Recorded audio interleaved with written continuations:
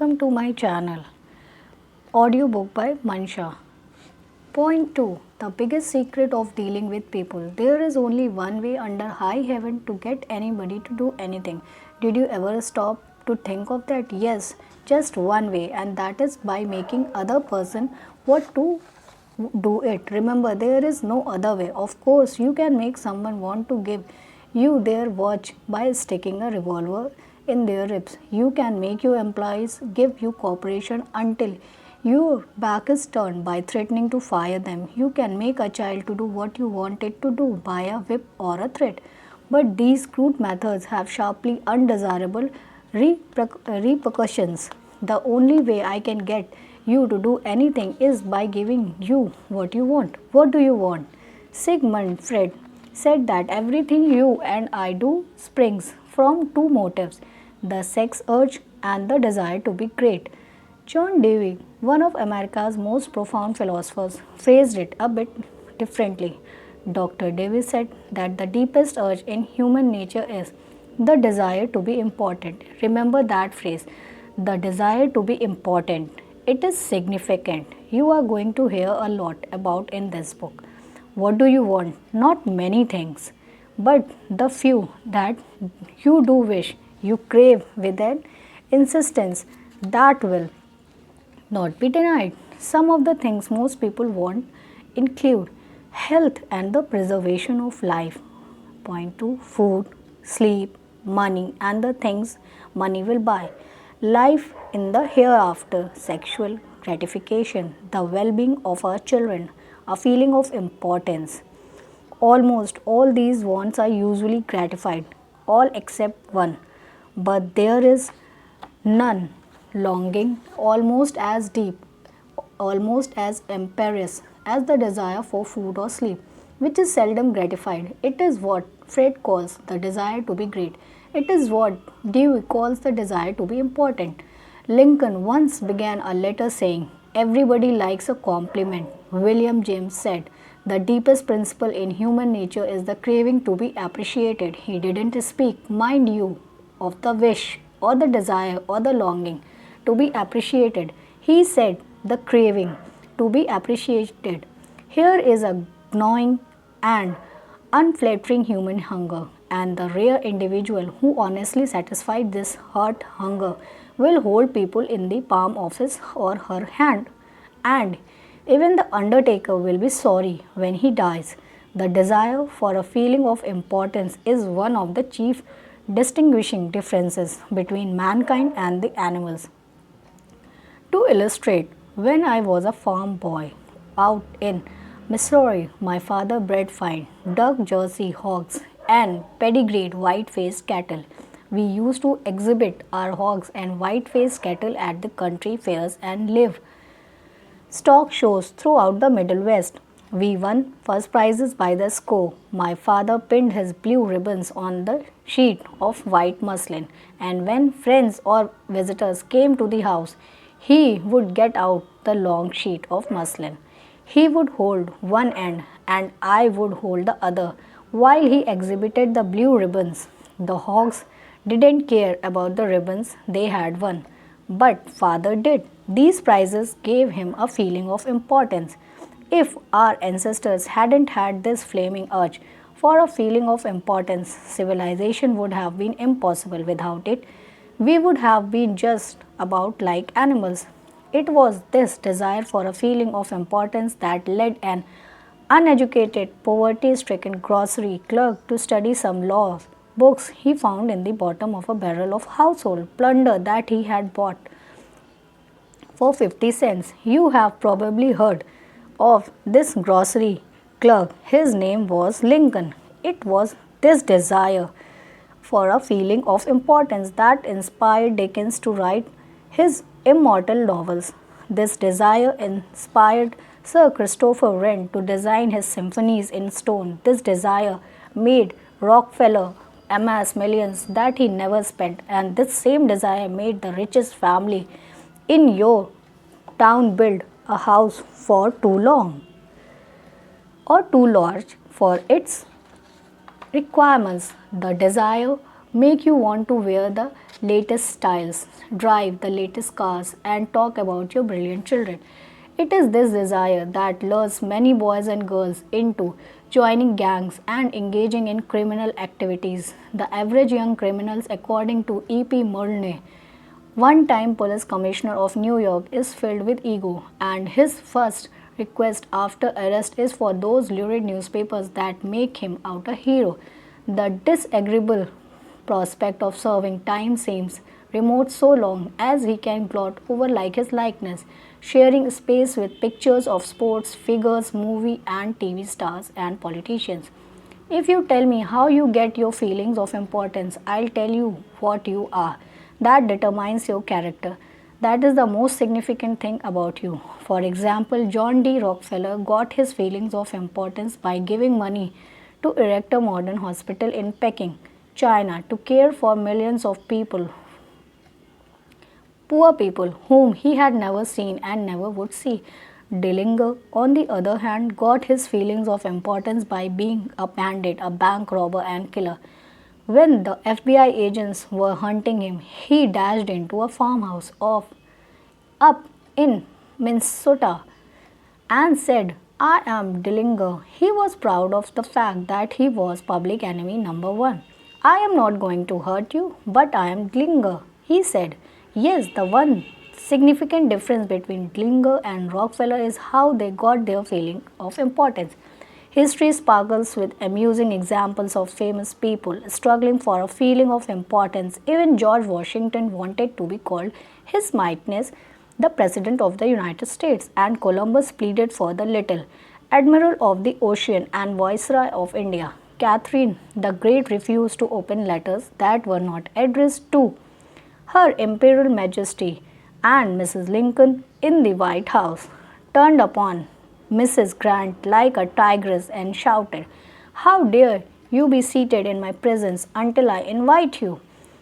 Our millionaires helped finance Admiral Byrd's expedition to the Antarctic in 1928 with the understanding that ranges of icy mountains would be named after them, and Victor Hugo aspired to have nothing less than the city of Paris renamed in his honor. Even Shakespeare, mightiest of the mighty, tried to add luster to his name by procuring a coat of arms for his family. People sometimes became invalids in order to win sympathy and attention and get a feeling of importance. For example, take Mrs.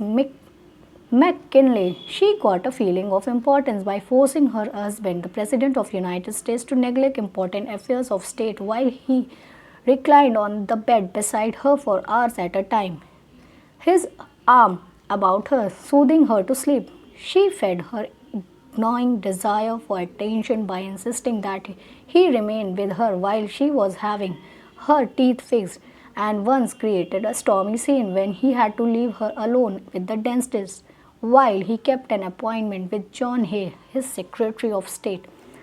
The writer Mary Roberts Reinhardt once told me of a bright, vigorous young woman who became an invalid in order to get a feeling of importance. One day, said Mrs. Reinhardt, this woman had been obliged to face something. Her age, perhaps. The lonely years were stretching ahead, and there was little left for her to anticipate. She took to her bed, and for 10 years her old mother travelled to the third floor and back, carrying trays, nursing her. Then one day the old mother, weary with service, lay down and died. For some weeks the invalid languished. Then she got up, put on her clothing, and resumed living again.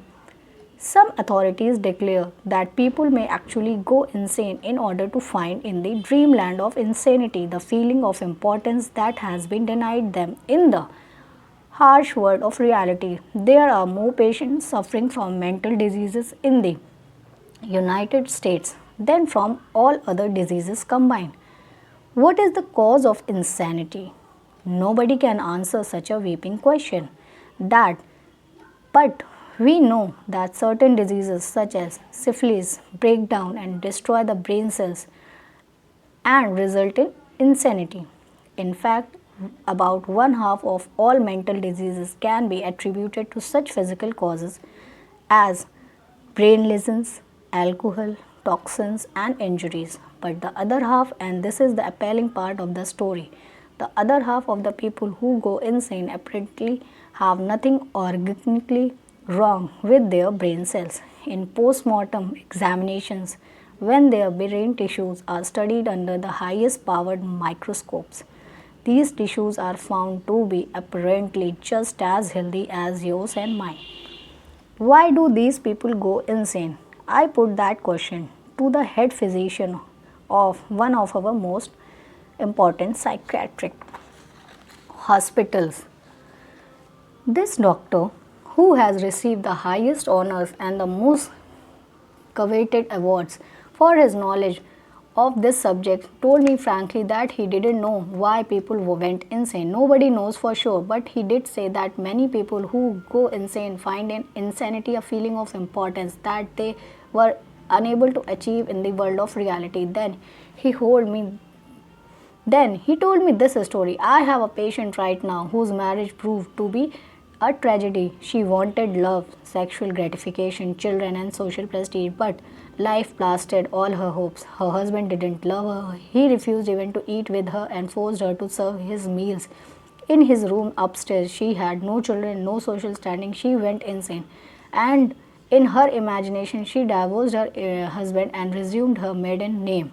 She now believes that she has married into English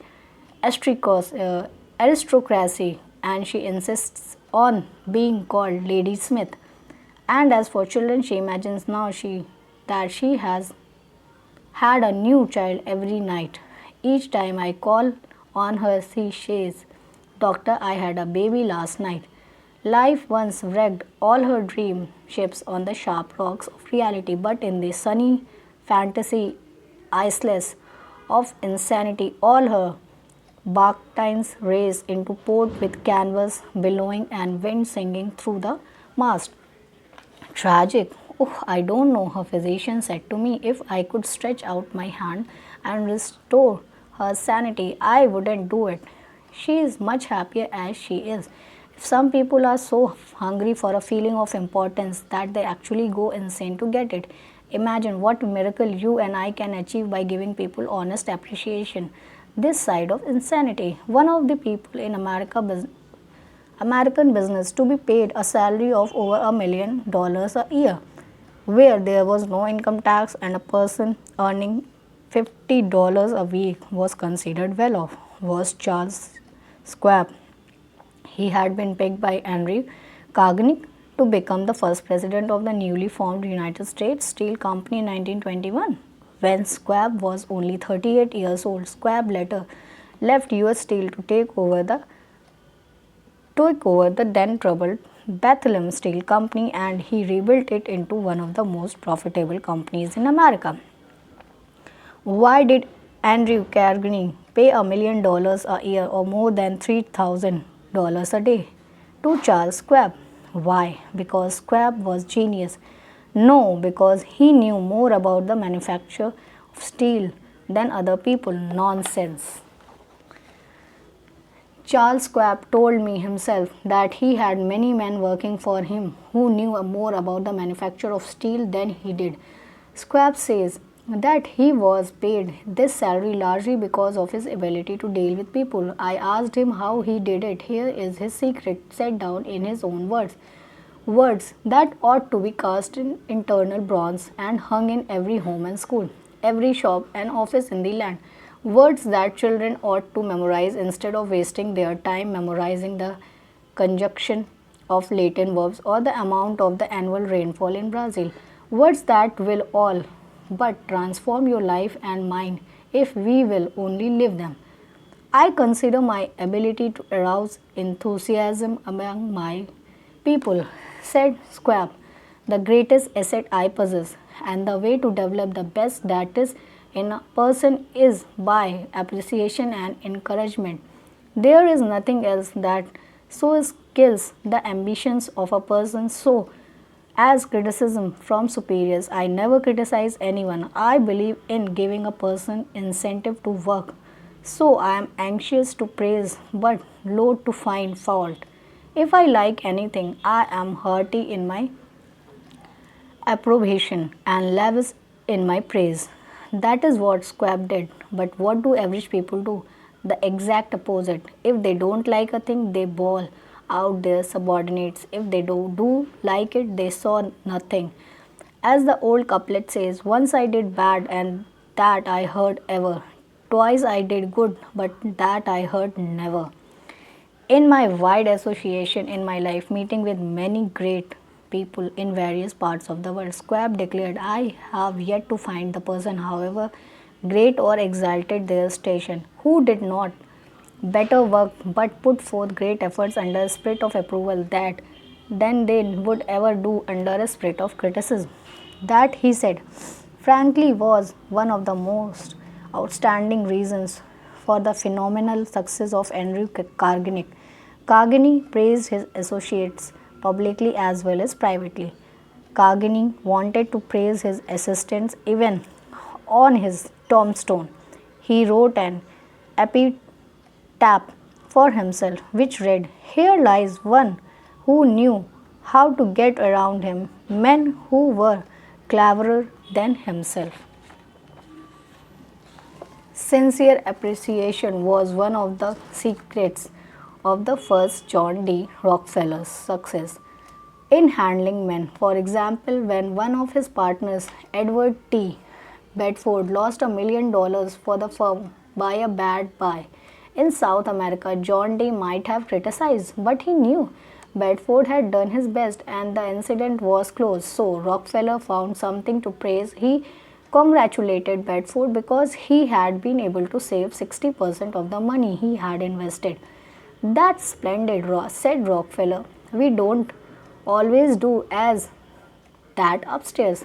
I have among my clippings a story that I never happened, but it illustrates a truth. So I'll repeat it. According to this silly story, a farm woman at the end of a heavy day's work set before her menfolks a heaping pile of hay, and when they indignantly demanded whether she had gone crazy, she replied, why, how did I know you would notice? I have been cooking for you men for the last 20 years, and in all that time I ain't heard no word. Let me know you wasn't just eating hay. When a study was made a few years ago on runaway wives, what do you think was discovered to be the main reason wives ran away? It was lack of appreciation, and I would bet that a similar study made of runaway husbands would come out the same way. We often take our spouses so much for granted that we never let them know we appreciated them. A member of one of our classes told of a request made by his wife. She and a group of other women in her church were involved in a self-improvement program. She asked her husband to help her by listing 6 things he believed she could do to help her become a better wife. He reported to the class, I was surprised by such a request. Frankly, it would have been easy for me to list 6 things I would like to change about her. My heaven, she could have listed 1,000 things she would like to change about me, but I didn't. I said to her, let me think about it and give you an answer in the morning. The next morning, I got up very early and called the florist and had them send 6 red roses to my wife with a note saying, I can't think of 6 things I would like to change about you. I love you the way you are. When I arrived at home at that evening, what do you think greeted me at the door? That's right, my wife. She was almost in tears. Needless to say, I was extremely glad I had not criticized her, and she had requested the following Sunday at the church. After she had reported the results of her assignment, several women with whom she had been studying came up to me and said that was the most considerate thing I have ever heard. It was then I realized the power of appreciation.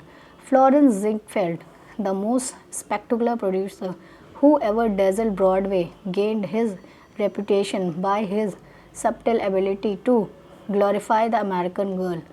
Time after time, he took drab little creatures that no one ever looked at twice and transformed them on the stage into glamorous visions of mystery and seduction.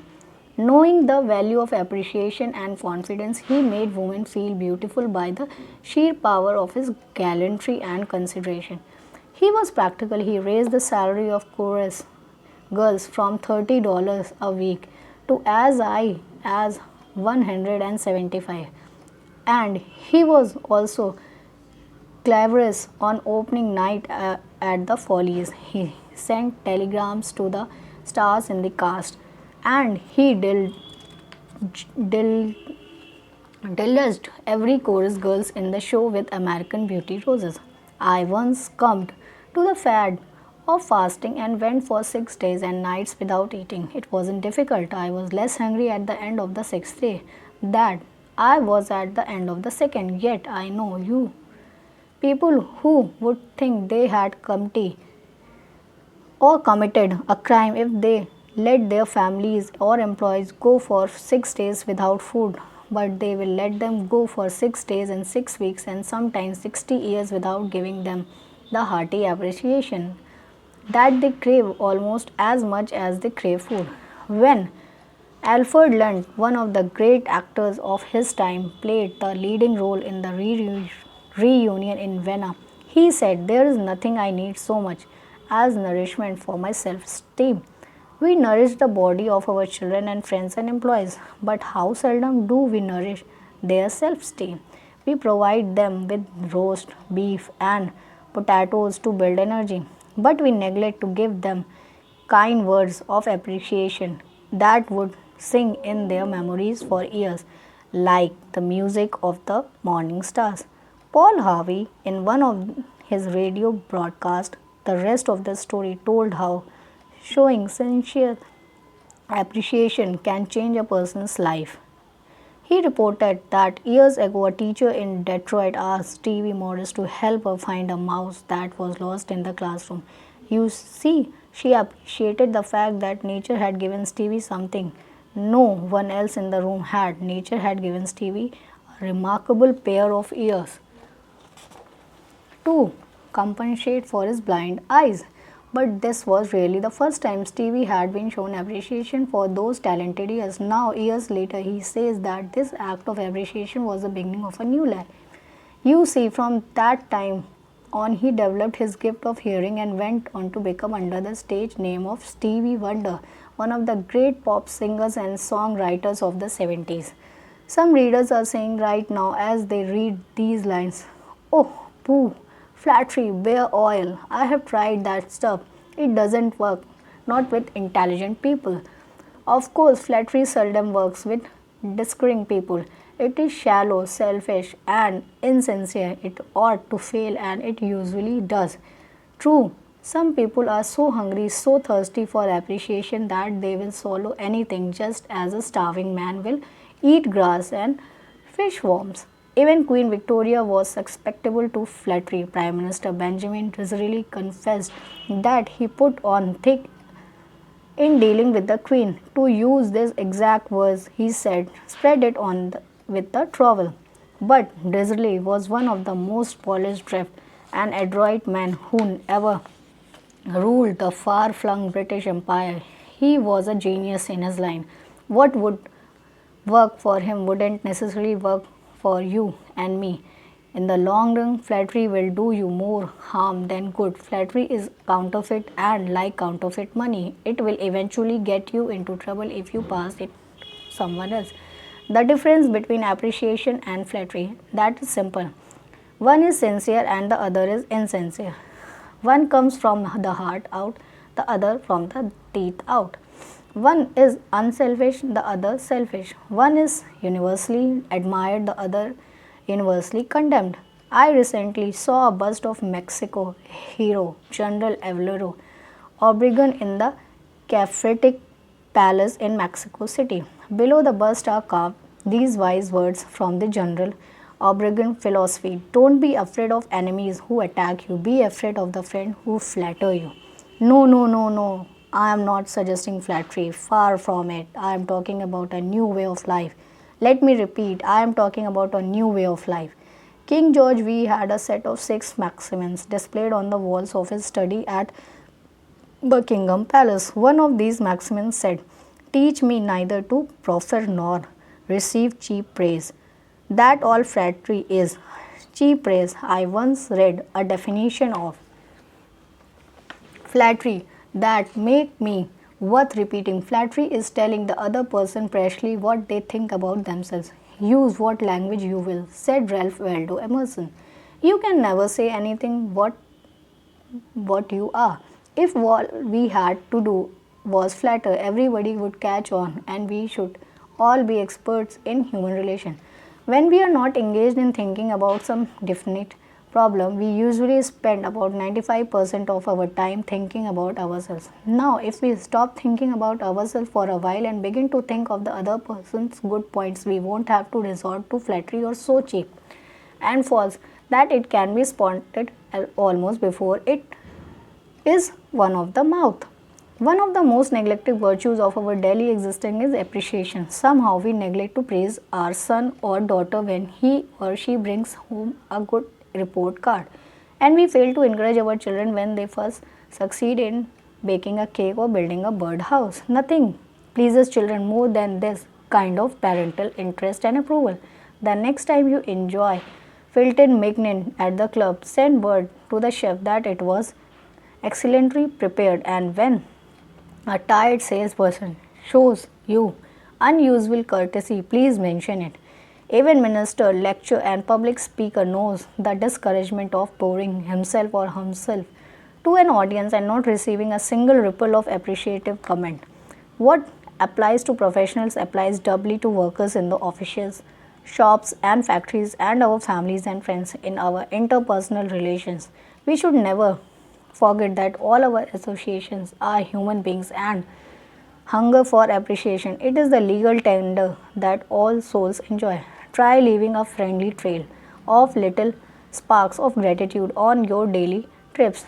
You will be surprised how they will set small flames of friendship that will be a rose beckons on your next visit. Pamela Dunham of New Fairfield, Connecticut, had among her responsibilities on her job the supervision of a janitor who was doing a very poor job. The other employees would jeer at him and litter the hallways to show him what a bad job he was doing. It was so bad productive time was the lost sheep in the shop. Without success, Palm tried various ways to motivate this person. She noticed that occasionally he did a particularly good piece of work. She made a point to praise him for it in front of other people. Each day the job he did for all around go better, and pretty soon he started doing all his work efficiently. Now he does an excellent job and other people give him appreciation and recognition. Honest appreciation got results where criticism and ridicule failed. Hurting people not only does not change them, it is never called for. There is an old saying that I have cut out and pasted on my mirror where I cannot help but see it every day. I shall pass this way but once, any good therefore, and I can do, or any kindness that I can show to any human being. Let me do it now, let me not defer nor neglect it, for I shall not pass this way again. Emerson said, "Every man I meet is my superior in some way, in that I learn of him." If that was true of Emerson, isn't it likely to be 1,000 times more true of you and me? Let's cease thinking of our accomplishments, our wants. Let's try to figure out the person's good points. Then forget flattery. Give honest, sincere appreciation. Be hearty in your approbation and lavish in your praise, and people will cherish your words and treasure them and repeat them over a lifetime period. Repeat them over years about you have forgotten them. Principle 2. Give honest and sincere appreciation. Thank you for listening my channel. Subscribe us and click the bell icon. Thank you.